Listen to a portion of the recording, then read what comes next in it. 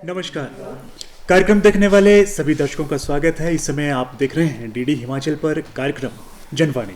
जैसा कि आपको मालूम है, जनवाणी एक ऐसा कार्यक्रम है जिसमें हम अक्सर ऐसे विषयों को लेकर बात करते हैं, ऐसे मुद्दों को लेकर बात करते हैं जिनका सीधा सरोकार रहता है हमारे साथ, हमारे दर्शकों के साथ। आज के अंक में भी हम ऐसा ही विषय लेकर हाजिर हुए हैं। आज के अंक में हम बात करेंगे एनएसओ यानी नेशनल स्टैटिस्टिकल ऑफिस यानी राष्ट्रीय सांख्यिकी कार्यालय की। ये एक ऐसा कार्यालय है जो देश की जो सांख्यिकी प्रणाली है उसके नियोजित विकास के लिए एक केंद्रक अभिकरण, एक नोडल एजेंसी के रूप में कार्य करता है। और इसकी परिकल्पना रंगराजन आयोग के द्वारा इस उद्देश्य से की गई थी कि देश की जो सांख्यिकी है उसके जो अनुमानों का है उसको संचालन करना है, उनको अनुरक्षित रखना है। साथ में राष्ट्रीय सांख्यिकी आयोग के द्वारा निर्धारित जो भी केंद्रीय और राज्य के अभिकरण हैं उनकी जो सांख्यिकी गतिविधियां हैं उनके समन्वय के लिए इसका प्रादुर्भाव हुआ था। और आज के वर्तमान में ये जो एनएसओ है, राष्ट्रीय सांख्यिकी जो कार्यालय है, एक व्यापक नियामक के रूप में कार्य कर रहा है, क्योंकि इसमें सीएसओ और एनएसएसओ का विलय भी इसमें कर दिया गया है। और आज इस कार्यालय के बारे में संपूर्ण जानकारी देने के लिए हमारे साथ यहाँ पर मौजूद हैं deputy director general Altaf Hussain Haji sahab. आपका हम स्वागत करते हैं इस कार्यक्रम में। और हाँ, साथ में हमारे स्टूडियो में मौजूद हैं डिप्टी डायरेक्टर हैं राष्ट्रीय सांख्यिकी कार्यालय शिमला में सुधीर कुमार जी।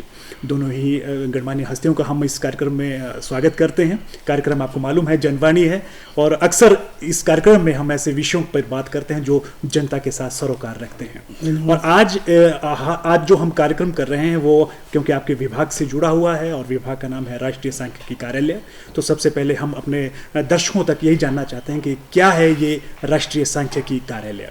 जी हाँ हाजी साहब, आपसे मैं जानना चाहूँगा। मैं पहले धन्यवाद देता हूँ दूरदर्शन का जिन्होंने हमें ये दावत दे दी कि इस प्रोग्राम में हम राष्ट्रीय जो पब्लिक है इन तक ये पहुँचाने के लिए जो हमारा नेशनल स्टैटिस्टिकल ऑफिस है, ये हमारे रीजनल ऑफिस मतलब है जो बाकी स्टेटों में के तरह। तो ये मिनिस्ट्री जो है ministry of statistics and programme implementation है गवर्नमेंट ऑफ इंडिया की, उसके अंडर आता है। जो हमारा काम है वो डाटा कलेक्शन है।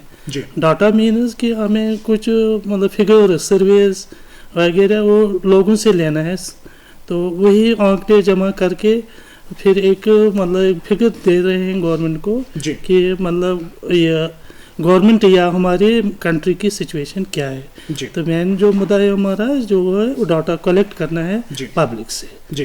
तो इसमें तीन चीज़ें पब्लिक है, इसमें इस्टेब्लिशमेंट है। इस्टेब्लिशमेंट है कि इंडस्ट्रियल सेक्टर में है तो हम इसको ये शॉप्स है वो है।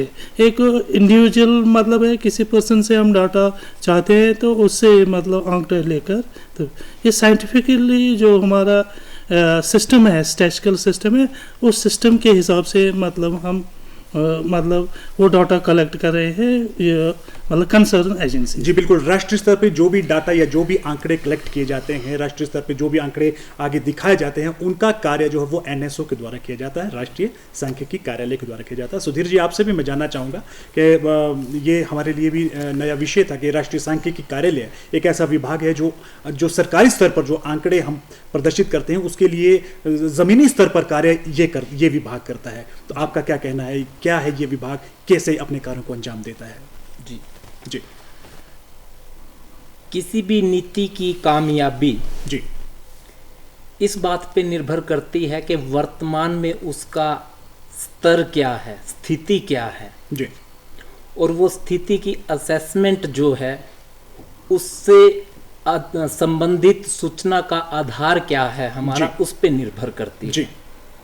तो किसी भी क्षेत्र की नीति निर्माण के लिए हमें पहले ये पता होना चाहिए कि उस क्षेत्र की वर्तमान स्थिति क्या है जहां से हमें योजना शुरू करनी है जी। और उसी वर्तमान स्थिति को उस क्षेत्र की दिखाने के लिए क्षेत्र में जाके डाटा कलेक्ट करके तो ये स्थिति जानने की कोशिश करते हैं और स्थिति से संबंधित आंकड़ों का संकलन करके एक मजबूत स्टैटिस्टिकल आधार हम नीति निर्माताओं को देते हैं ताकि वो उसके बेस पे अपनी नीतियों का और विकास का और कल्याणकारी बिल्कुल सुधीर जी, मैं बिल्कुल आपके पास दोबारा आऊंगा, जानना चाहता हूं, लेकिन मैं बता देना चाहूंगा, अपने दर्शकों तक ये बात साझा कर देना चाहता हूं कि ये जो कार्यक्रम है ये लाइव फोन इन कार्यक्रम है, आप हमसे जुड़ सकते हैं और राष्ट्रीय सांख्यिकी कार्यालय के जो हमारे पास विशेषज्ञ आज कार्यक्रम में मौजूद है उनसे आप सवाल या आपके जहन में कोई भी ऐसा सवाल हो वो आप ले सकते हैं। जी हाँ, अभी बात कर रहे थे कार्यालय के बारे में। इन आंकड़ों के संकलन के लिए जी हमारा पूरे देश में ऑफिसेज का नेटवर्क है जी, जिसमें हमारे हेडक्वार्टर हैं 2, एक दिल्ली में है जी, एक फरीदाबाद में है जी। फरीदाबाद वाला हेडक्वार्टर एक्सक्लूसिवली कृषि सांख्यिकी का काम देखता है, बाकी दिल्ली वाले हेडक्वार्टर देखते हैं जी। उसके बाद हमारे 6 जोनल ऑफिसेज हैं जी, फिर उन जोनल ऑफिसेज के अंडर 53 रीजनल ऑफिस हैं जी। ऐसा ही एक रीजनल ऑफिस शिमला में है जी, जो पूरे शिमला के क्षेत्र में डाटा के कलेक्शन का काम देखता है जी। इस रीजनल ऑफिस के अंडर 4 सब रीजनल ऑफिस हैं। एक शिमला में है जो शिमला, किन्नौर, सिरमौर और सोलन को कवर करता है। जी। दूसरा हमीरपुर में है जो हमीरपुर, ऊना और बिलासपुर को कवर करता है। जी। तीसरा धर्मशाला में है जो कांगड़ा और चंबा को कवर करता है। चौथा मंडी में है जो मंडी, कुल्लू और लाहौल स्पीति को कवर करता है। कुल मिलाकर प्रदेश के जो 12 जिले हैं, 12 जिलों को हमारे 4 सब रीजनल ऑफिसेज कवर करते हैं, जिनका प्रशासन जी और ओवरऑल मॉनिटरिंग और कोऑर्डिनेशन हमारा क्षेत्रीय कार्यालय शिमला जी देखता है, जी, जिसके regional head HOD Altaf Hussain Haji sir हैं। जी जी हाजी सर, अब मैं पुनः आपके पास आ रहा हूँ। जैसे अभी आपने बताया कि राष्ट्रीय स्तर पर जो भी आंकड़े पेश किए जाते हैं उसके लिए ज़मीनी धरातल पर कार्य जो है ये एनएसओ के द्वारा किया जाता है। अपने कार्यालय जो रीजनल क्षेत्रीय कार्यालय है या सब रीजनल ऑफिसेज जो है आपके, इन आंकड़ों की अगर बात करें जो जनता जानती है, अक्सर देखती है कि गरीबी की दर कितनी है, बाकी की दर कितनी है, जीने की दर कितनी है, मृत्यु की दर कितनी है, इन आंकड़ों का जो आप संग्रहण करते हैं इसकी आवश्यकता क्यों रहती है? नहीं, अभी तो ये है ना, जो हमारे मतलब योजना है या कोई स्कीम ऐसी, यूं कह लीजिए महत्व क्या रहता है, सांख्यिकी का महत्व क्या है मतलब उसको किस तरह हम प्लान बनाएंगे कि लोगों तक वो जो बेनिफिट्स है, मतलब सोशल बेनिफिट्स या इसी पॉवर्टी को आपने जो दोहराया है, इसको किस तरह हम इम्प्रूव करेंगे, इसको हम किस तरह का मतलब जो बिलो पॉवर्टी के लोग हैं उनको ऊपर किस तरह लेंगे। बहुत सारे स्कीम्स हैं गवर्नमेंट के जी, तो उनका मतलब है जो डाटा हम कलेक्ट करें, हम लोगों से ही पूछते हैं कि आपका मतलब सपोज हम कंज्यूमर एक्सपेंडिचर लेंगे, लोगों से पूछे कि आपका जो खाना पीना रहना वो कैसा है, उनसे ही पूछते हैं कि वही डाटा हम एनालाइज करके फिर ये मतलब कंट्री को, फिर ये एक्सपोर्टों को या सुखालों को ये दे दे कि हमारा जो खर्चा है लोगों पर या हमारा जो कंज्यूमर एक्सपेंडिचर है ये है, जिससे मतलब इसमें गवर्नमेंट का ही रोल नहीं है। हाजी साहब हमारे साथ कोई दर्शक जुड़ चुके हैं, हम उनका फोन कॉल ले लेते हैं। हेलो हेलो नमस्कार जी। हेलो नमस्कार जी, जनवाणी कार्यक्रम में स्वागत है आपका। धन्यवाद जी, मैं भगवान दास जिला किन्नौर से बोल रहा हूँ जी। जी भगवान दास जी, आप जिला किन्नौर से बोल रहे हैं, आपका स्वागत है जी। हाँ, आप अपना सवाल कर सकते हैं। जी मैं इकोनॉमिक्स में पीएचडी कर रहा हूँ जी। जी, तो इसके लिए मुझे अगर कोई डाटा वगैरह मुझे रिसर्च के लिए उपलब्ध करवाना हो तो कहाँ से उपलब्ध होगा जी मुझे? जी, ये कोई शोध के विद्यार्थी हैं जो डॉक्टरेट कर रहे हैं इकोनॉमिक्स में और चाहते हैं कि उनको रिसर्च के लिए कोई डाटा अगर वो चाहते हैं तो क्या आपका विभाग इस तरह से कोई मदद उन्हें कर सकता है? नहीं, मदद तो कर सकते हैं। एक्चुअली जो मतलब अच्छा क्वेश्चन उसने पूछा है जी, कि मतलब जो हमारा डाटा है इसको एनालाइज करने के लिए जी, ये डाटा तो अवेलेबल है, मतलब हमारी जो मिनिस्ट्री है, minister of statistics program implementation जी, वहाँ सब कुछ जो भी डाटा इसको चाहिए जी, मतलब अगर ये बता सकते हैं कि इस डाटा का हम बता सकते हैं, इसका मतलब ये जो रिपोर्ट है वो हमारी वेबसाइट में मतलब अवेलेबल है। वेबसाइट का भी अगर आप देंगे www.mospi.government.gov.in जी, तो उसमें जाकर फिर NSS वहाँ पर रिपोर्ट्स दिए हुए हैं, जो भी इसको डाटा चाहिए वो अवेलेबल है जी। ऐसा नहीं कि मतलब इसमें जो भी जिस विषय पर वो करना चाहते हैं या स्टडी करना चाहते हैं या कर रहा है जी। तो वो हेल्पफुल है। ऐसा नहीं है कि मतलब है।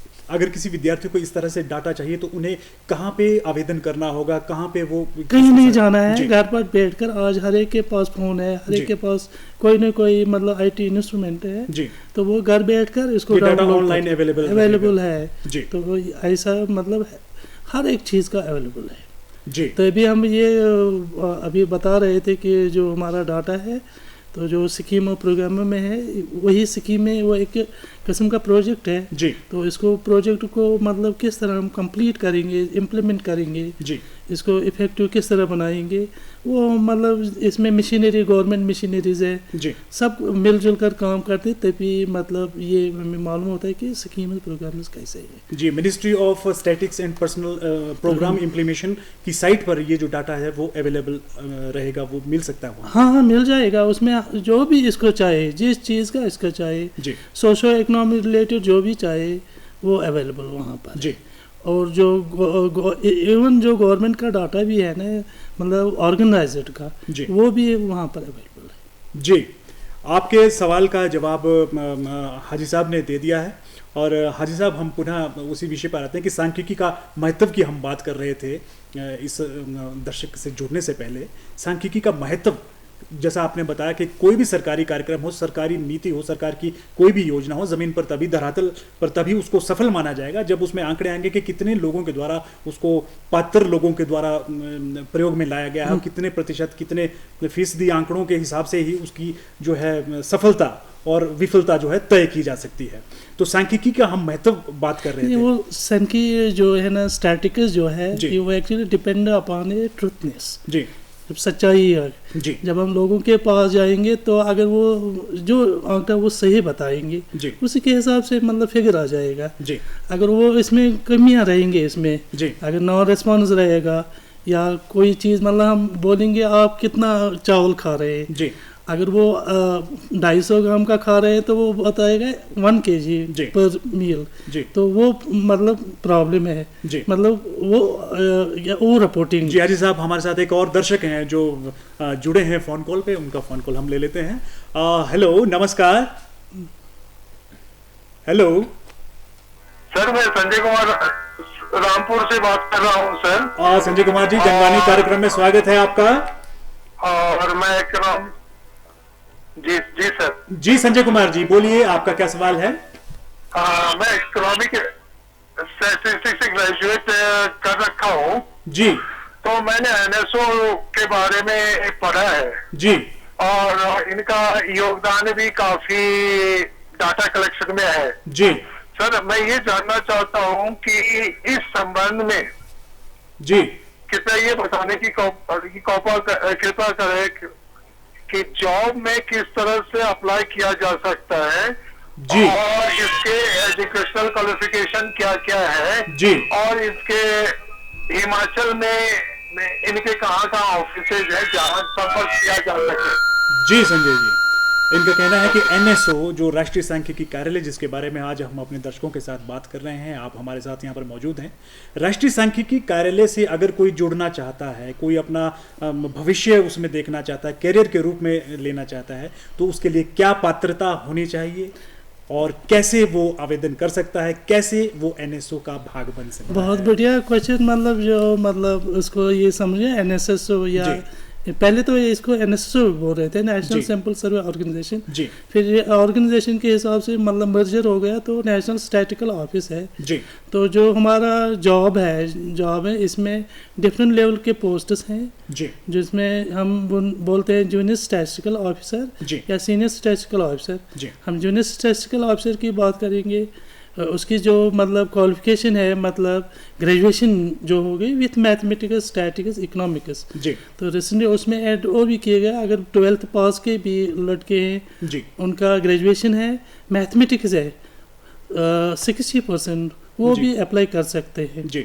तो ये रेगुलर जॉब के लिए है, मगर रेगुलर जॉब के लिए ये गवर्नमेंट एजेंसी है, क्योंकि ये गवर्नमेंट ऑफिस है जी। हमारा स्टाफ सिलेक्शन कमीशन है जी, इसका रिक्रूटमेंट कर रहे हैं हर साल। इसका कंबाइनर ग्रेजुएट लेवल एग्जामिनेशन होता है जी, तो उसमें हमारे पोस्ट आ रहे हैं। तो मोस्ट वेलकम जी। आप वहाँ जाकर इसको अप्लाई कर लीजिए और जी। वहाँ हमारे ऑर्गेनाइजेशन में ज्वाइन कर सकते हैं। जी। दूसरा हमारा है आउटसोर्सिंग का। आउटसोर्सिंग में वो एजेंसी थ्रू हम कर रहे हैं कि कोई मतलब हमारे नंबर ऑफ एजेंसीज है, जी जी तो वहाँ का भी मतलब हम रिक्रूटमेंट ले रहे हैं उनसे मैन पावर, जी। उनकी जो क्वालिफिकेशन है इन्हीं ग्रेजुएट, जी उसमें ये मतलब कंडीशन नहीं है जी। कि मैथमेटिक्स, स्टैटिक्स या इकोनॉमिक्स, इन्हीं ग्रेजुएट जो होगा वो अप्लाई कर सकता है जी। और हमारे ऑर्गेनाइजेशन में मतलब ट्रेनिंग देकर फिर काम कर सकते हैं। जो जी। हमारा मेन जो काम है वो डाटा कलेक्शन है, जी तो उसके लिए ये मतलब है। और दूसरा हायर लेवल पोस्ट है वो यूनियन पब्लिक सर्विस कमीशन कर रहा है, जी तो उसका रिक्रूटमेंट थ्रू इंडियन स्टैटिस्टिकल, जब मेरा भी जी करेंगे जी इंडियन स्टैटिस्टिकल सर्विस थ्रू आ गया, जी तो हमारा जो रिक्रूटमेंट है यूनियन पब्लिक सर्विस कमीशन से। जी तो ये हमारा मतलब जॉब प्रोफाइल इस तरह जी बिल्कुल। जैसा कि आपने देखा कि जो उच्च अधिकारी हैं एनएसओ के, वो यूपीएससी संघ लोक सेवा आयोग के द्वारा चयन किया जाता है, और जूनियर स्टैटिकल ऑफिस जो इन्होंने बताया उसमें आपके पास जो है ग्रेजुएशन की डिग्री होना लाजमी है, और गणित विषय में आपकी महारत होना ज़रूरी है, और ख़ास करके जमा 2 में 60% के साथ आपका उत्तीर्ण होना आवश्यक है। सुधीर जी, आपके पास आता हूँ। जैसे कि अभी हम बात ही बात में जिक्र हुआ था कि ये जो एनएसओ है, एनएसओ बनने से पहले कैसे ये अस्तित्व में आया था, क्योंकि अब जो है कि एक व्यापक रूप में आ गया, क्योंकि इसमें नेशनल सर्वे सैंपल सर्वे ऑर्गेनाइजेशन और सीएसओ की बात की, उन दोनों का विलय इसमें कर दिया गया है जी। तो अब क्या इसका परिप्रेक्ष्य कितना व्यापक हो गया है?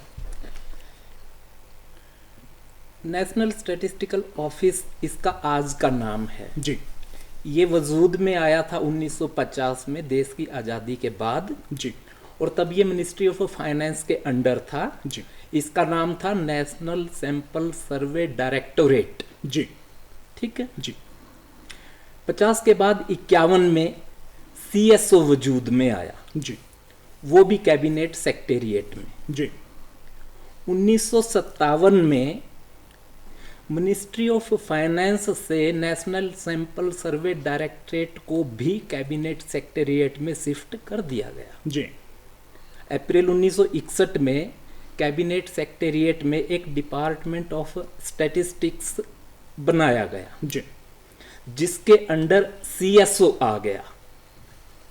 जी ठीक है, फिर 1970 में नेशनल सैंपल सर्वे डायरेक्टरेट को एक ऑर्गेनाइजेशन के रूप में, जिसे बोला गया नेशनल सैंपल सर्वे ऑर्गेनाइजेशन, जी और उसको भी डिपार्टमेंट ऑफ स्टैटिस्टिक्स के अंडर ले आए। जी तो 1970 में डिपार्टमेंट ऑफ स्टैटिस्टिक्स के अंडर सीएसओ एनएसएसओ दोनों आ गए, जी और 1973 में ये department of statistics ministry of planning के अंडर आ गया। जी फिर बहुत टाइम तक ये ऐसे ही चलता रहा। जी।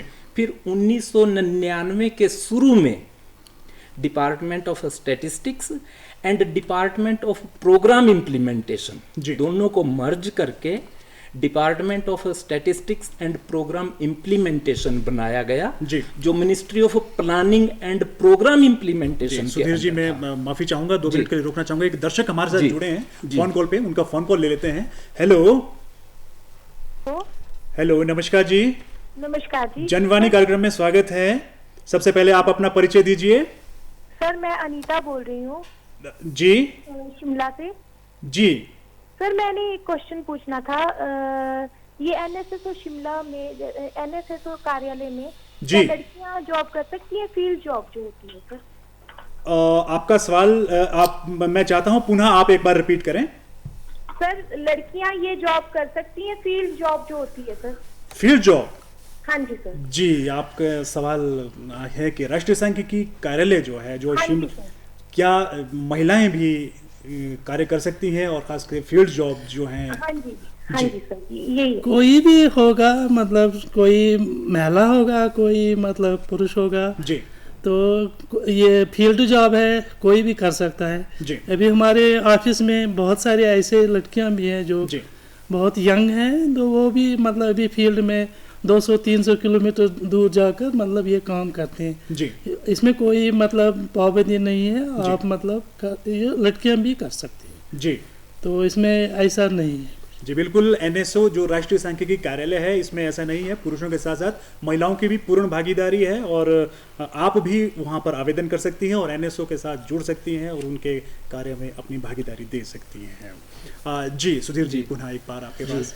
दोनों को मर्ज करके department of statistics and programme implementation बना दिया गया जी, और 1999 में ही उसी साल जी 15 अक्टूबर को जी department of statistics and programme implementation को मिनिस्ट्री ऑफ प्लानिंग से अलग करके एक इंडिपेंडेंट मिनिस्ट्री, जिसको मॉस्पी बोलते हैं, जी ministry of statistics and programme implementation बना दिया गया जी और उसके तहत ही डिपार्टमेंट ऑफ स्टैटिस्टिक्स और प्रोग्राम इम्प्लीमेंटेशन में हमारा एमपीलेड स्कीम, जी आईपीएमडी आता है जी, जी, और एक 20 सूत्री कार्यक्रम था जो 20 पॉइंट प्रोग्राम बोलते थे, जी। बट उसके इंडिकेटर सेम थे, सस्टेनेबल डेवलपमेंट गोल वाले, जी। तो उसको बंद करके उसमें मर्ज कर दिया गया जी एसडीजी के अंदर।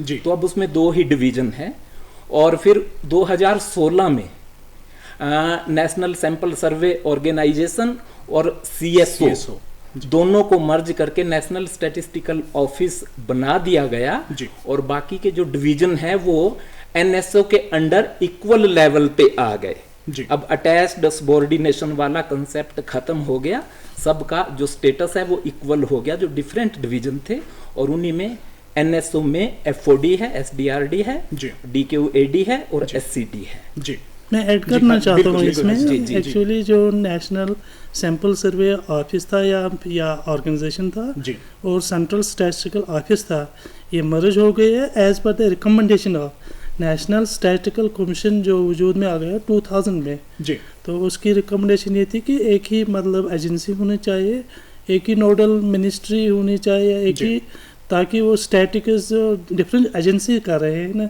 तो एक ही फिगर मिल जाएगा, तभी हम इसका जो डाटा का इम्प्रूवमेंट मतलब कर सकते हैं। जी तो ये मतलब इम्प्रूवमेंट के लिए, डाटा इम्प्रूवमेंट के लिए इनको मर्ज किया गया है। जी तो मेन मुद्दा वही है इसका। जी। अगर वर्तमान की हम बात करें, एनएसओ का जो कार्यालय, जैसा आपने बताया कि इसका मुख्यालय 2 जगह आपने बताए हैं, उसके बाद जो रीजनल ऑफिसेज आपने बताए हैं, किस तरह की सांख्यिकी का जो डाटा का संग्रहण करते हैं, मतलब किस तरह की किस प्रकार की जो सांख्यिकी नेशनल स्टैटिस्टिकल ऑफिस है, ये हम बहुत सारे मतलब सर्वेज कर रहे हैं। जी तो सर्वेज का इस तरह हमारा है, मतलब एक रेगुलर सर्वे थी जिसको हम बोल रहे हैं सोशो इकोनॉमिक सर्वेज। जी उसमें जो इस मतलब लोगों का ये है एजुकेशन, हेल्थ या पॉवर्टी जी या कंज्यूमर एक्सपेंडिचर, तकरीबन बहुत सारे मतलब इंडिकेटर्स कलेक्ट कर रहे हैं जो डिफरेंट मिनिस्ट्री से, मतलब जितने भी सेंट्रल गवर्नमेंट या स्टेट गवर्नमेंट के मिनिस्ट्रीज है, इनका रिक्वायरमेंट है डाटा, उनका डाटा लेकर फिर मतलब कई स्कीम्स का भी कुछ इसमें मतलब रेफरेंस लेते हैं कि मतलब ये स्कीम चल रही है, मतलब इसका लीजिए पीडीएस किस तरह है, क्या है, कार्ड कैसे है, ये सब डाटा हम कलेक्ट करके, ये एक स्कीम मतलब रेगुलर सर्वे थी, तो उसको राउंड में कर रहे हैं, 1 साल का था, 6 महीने का था। जी तो ये बढ़िए। इसके बाद एक एग्रीकल्चर स्कीम है, मतलब हमारा एग्रीकल्चर सर्वेज जो हम स्टेट के साथ कोऑर्डिनेशन के साथ कर रहे हैं। जी तो मतलब इसका प्रोडक्शन कैसा है, इसका जो इन्यूमरेशन है वो किस तरह हम मतलब वो डाटा बहुत ही इम्पोर्टेंट है मिनिस्टर ऑफ एग्रीकल्चर एंड ये फार्मर्स जो डिपार्टमेंट है इनका है या स्टेट गवर्नमेंट का है। जी और बहुत सारे प्राइसेस भी हम कर रहे हैं, प्राइस कलेक्शन जिसको बोलते हैं। जी प्राइस का मतलब एक्चुअली हम देख रहे हैं कि जो हमारा गवर्नमेंट सेक्टर है या मतलब लेबर सेक्टर है, उनको किस तरह हम इम्प्रूव करेंगे। जी तो रोज़ बरोज़ इन्फ्लेशन बढ़ रही है, जी तो उसका असर कितना है, तो हमारे जो एम्प्लॉयज़ हैं उनका क्या बेनिफिट दे सकते हैं, इनको क्या इम्प्रूव कर सकते हैं, जो आउटपुट होगा हमारा जी वो आउटपुट किस तरह हम इंक्रीज करेंगे। जी तो इस तरह से मतलब डाटा ही मेन चीज़ है, स्टैटिस्टिक्स ही मेन है। जी सुधीर जी, आप कुछ कहना चाह रहे थे? जी जी हमारे जो सर्वे हम इसमें करते हैं जी उनको हम 3 कैटेगरी में डिवाइड कर सकते हैं। एक तो जिनमें हम नियमित एक फिक्स पीरियोडिसिटी के बाद डाटा कलेक्ट करते हैं जी रेगुलर। जी दूसरे अडहॉक, सरकार को अचानक जरूरत पड़े कि हम इस फील्ड में डाटा की ज़रूरत है, जी अडहॉक वाले सर्वे। एक हमारा सोशो इकोनॉमिक है, वो है रेगुलर, बट हर साल उसका टॉपिक बदलता रहता है जी, क्योंकि समाज आर्थिक सर्वेक्षण धरातल से जुड़ा होता है और धरातल की प्रॉब्लम बहुत सारी होती हैं जिसको एक बार में ही सरकार कवर नहीं कर सकती जी। तो उसमें फिर ये साइकिल में उनको कवर करते हैं ताकि रेगुलर डाटा उसके लिए भी अवेलेबल रहे एक इंटरवल के बाद। जी बिल्कुल, आपने जैसे बताया कि एजुकेशन 3 प्रकारों से जो है आप लगभग, डाटा जी। एकत्रित करते हैं। जी। आज आप इस कार्यक्रम में शरीक हुए, बहुत उम्दा जानकारी आपने हमारे दर्शकों के साथ साझा की, उसके लिए हम आपका आभार व्यक्त करते हैं। धन्यवाद। इसी के साथ अब वक्त हो चला है आप लोगों से इजाजत लेने का, और जनवाणी कार्यक्रम के किसी और अंक में किसी और विषय को लेकर फिर हाजिर होंगे। तब तक दीजिए इजाजत, नमस्कार।